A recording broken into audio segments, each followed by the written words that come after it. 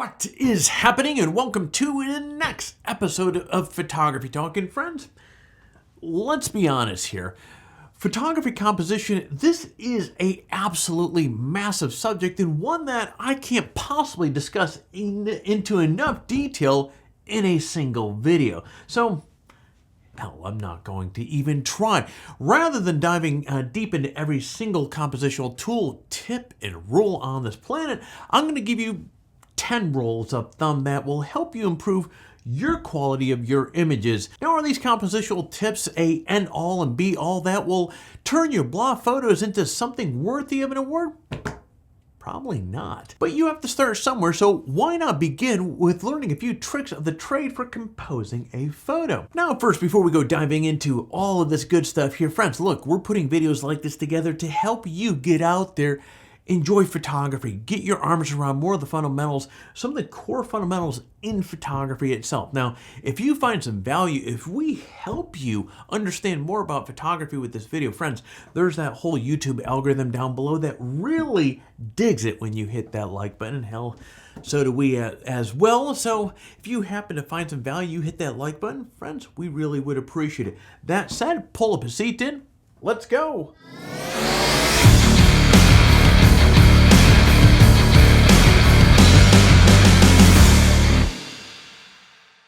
Now, you ask any photographer what the most common compositional tip is, and they're going to tell you probably the rule of thirds. Now, this is a great rule to learn to get interesting, well-balanced shots, but it should be used with discretion. Now, if you're not sure what the rule is, basically it states that you should put important elements along grid lines or intersections lines of a grid as shown on the screen. Now, as you can see, the model's face roughly aligns with the upper right intersection point. The result is a well-balanced image that helps draw our attention to the model. But the rule of thirds doesn't always work. Sometimes it results in too much empty space in the shot, so use it, as I said, with discretion. Now, if the result doesn't feel right, man, feel free to ignore the rule. And that's one thing I want to point out here. I'm going to be sharing with you 9 other rules here, and these rules are meant to be broken, but the important part of this here is take these rules, understand these rules, and learn. It's kind of like a mechanic. If a crescent wrench works, use a crescent wrench. If a socket is more appropriate, use a socket. As a photographer, with these 10 rules that I'm going to share with you right here, some may apply, others may not, but learn how to work these rules to benefit your photography. Now, speaking of rule of thirds, sometimes the best option when composing an image is to center the subject in the frame. Now, as you can see in this example, the model is close to the center of the frame, so why does this work? The background is a consistent color and texture, so if the model is shoved to one side of the frame, there would be a huge amount of dead space that doesn't offer much visual appeal. So by centering the model in the frame, you break up all that negative background space. Now, here's an example of centering the subject in a landscape shot. Again, this image breaks the rule of thirds because the crest of the wave is in the middle of the image. What's more, the horizontal line created by the water is the horizontal midpoint of the shot. Now, just imagine if this image was composed using the rule of thirds. This would look very, very weird with the crest of the wave shifted to the left or right. It would even look more strange with the horizon line shifted up or down according to the rule of thirds. Again, survey each situation regarding where the subject should be placed in the shot. Now, a few seconds to think about best placement will get you the best results. A simple way to create more impactful images is to photograph the subject from different angles. Now, we tend to photograph subjects as we see them in everyday life. Eye level. And while that might result in a perfectly fine photo, you might get a better shot by dropping eye level and shooting up towards the subject. Alternatively, you might get above the subject and shoot down towards it. Take some time to move around the subject. Hell, the viewpoint from the left to right or even behind the subject might be a much more interesting composition. Friend, you don't need to spend an hour moving around the subject or laying on your stomach or climbing ladders to get the right vantage point either. Just take 60 seconds to get a feel of how the subject looks from different shooting positions. you'll be surprised at what difference that this can make. Now, when you're composing a shot, your attention should obviously be on the subject, but if you want to compose the most impactful image, you need to pay attention to the background. Now, this is important because the background influences how much of the subject pops in the shot. That's why you often see the background of portraits blurred out. It really helps distinguish the model from everything else in the image. Now, this doesn't mean that the background can't have interesting colors or textures in it. Just really, be careful about whatever it is in the background doesn't distract the viewer away from the subject. Now, additionally, watch for unwanted items in the background. Man, a trash can or a dog taking care of business. I'm making a joke here, but yes, it's going to ruin an otherwise beautiful shot. Okay, I'm going to add another layer to this here. Composing a good image means that you need to focus on not only the subject and the background, but you also want to pay attention to what's happening in the frame, on the edges of the frame.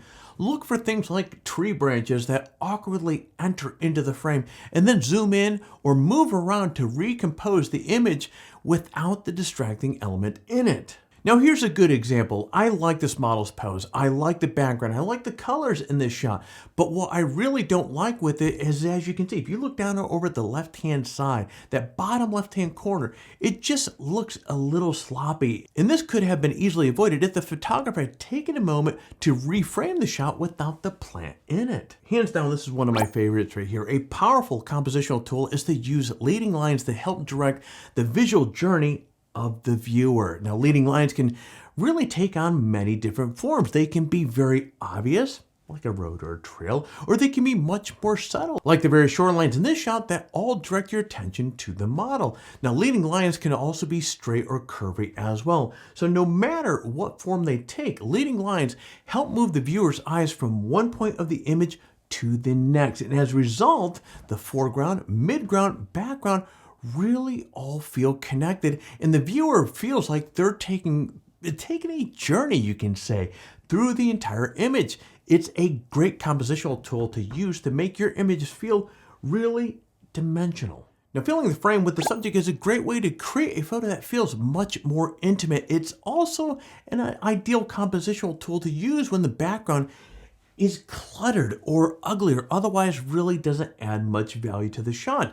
Now, filling the frame, this really does take practice though. It's not as simple as shoving a camera in the face and taking a close-up shot. Instead, think about what you want to highlight in the image. If you're photographing a person, you might fill the frame with the face so you can draw attention to the model's eye. Now, if you're photographing nature, perhaps getting close to fill the frame with the colors and the textures of a flower. Now, these are just two ideas, but you get the point. Don't fill the frame just for the sake of it. You really need a strong subject that grabs the viewer's attention. Now, here's another favorite of mine here, and it's a fun compositional trick to use, is to frame within a frame.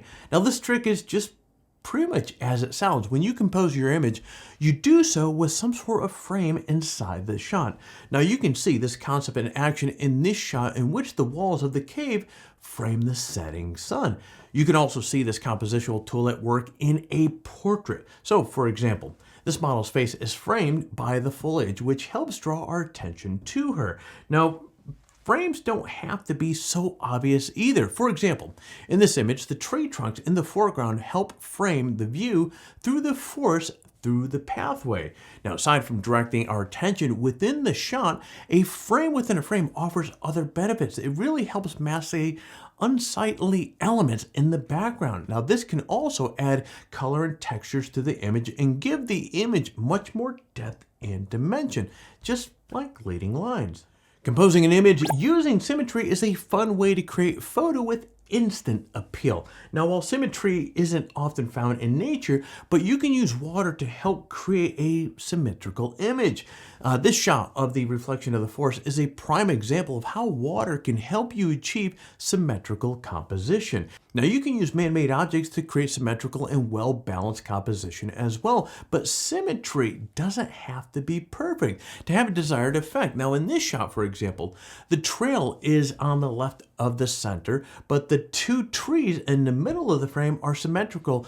We still get a well-balanced shot. Now, a final compositional tip that I'd like to explore is layering. Layering is a great trick to use because it helps a two-dimensional photo feel as though it has depth. Now in this image, we have the flower in the foreground that is sharp and focused, and then the mountains in the background that are nicely blurred.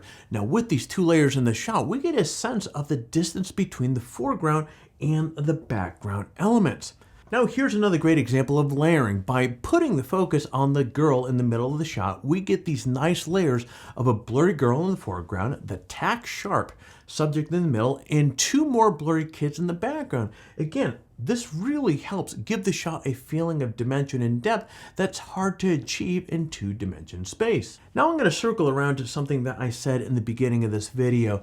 These tricks aren't going to magically make every shot you take something that can be published in National Geographic, but hell, that would be nice, but that's really not realistic. But you do have to start somewhere, right? Now, learning a few compositional tips will help you get started on your journey of improving your photography and taking your best shot. Now, to learn more compositional tips you can use in your photographs, check the description below for a few links to tutorials that we have on PhotographyTalk. And before we go jumping off this video here, friends, we're going to shift gears because, of course, we have a giveaway going on. And so I'm going to share with you the prizes, which we have a Hold Fast Thermographer camera bag, we have a Hold Fast leather camera strap, and of course, a $100 Amazon gift card. As always, entering the giveaway is really simple. Step 1, like this video, subscribe to our channel. Step 2, leave a comment below. In fact, the more of our videos that you watch and leave a comment on, the more chances that you have to win. So get watching some other videos and leave some comments. Step 3, register on PhotographyTalk and introduce yourself in the forum. Now, if you happen to register on the site already and introduce yourself, you're still eligible to win. But friend, as I keep saying over and over again, swinging by, say hello, post some photos. We would love to see you. And that is it. For complete details on the giveaway, including how to register on PhotographyTalk or how to say hello in the forum, check out the description below.